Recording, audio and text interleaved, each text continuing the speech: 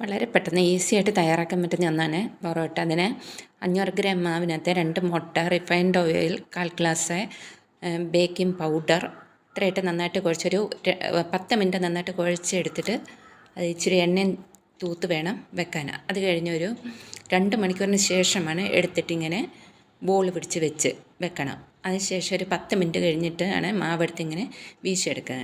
ഉടനെ എടുത്താൽ മാവ് വലിഞ്ഞ് കിട്ടത്തില്ല. ഇതുപോലെ ഒരു 10-15 മിനിറ്റ് വെച്ചതിന് ശേഷം വേണം അത് നന്നായിട്ട് വീശിയെടുക്കാൻ.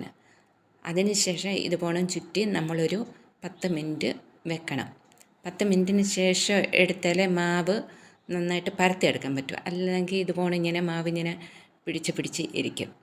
അതിനുശേഷം ദോശക്കല്ലിൽ അല്ലെങ്കിൽ പാനിനകത്തോ നന്നായിട്ട് എണ്ണയോ നെയ്യോ ഒഴിച്ചിട്ട് ഇതുപോലെ ഇട്ട് നന്നായിട്ട് ചുട്ടെടുക്കണം. നല്ല സോഫ്റ്റായിട്ട് കിട്ടും, നല്ല മൊരിഞ്ഞ് കിട്ടും. ഇത് ചുട്ടെടുത്തതിന് ശേഷം നമ്മളിത് ഇതുപോലെ ഇട്ട് നന്നായിട്ടൊന്ന് അടിച്ച് ഇങ്ങനെ ഒതുക്കിയെടുക്കണം, അടിച്ച്.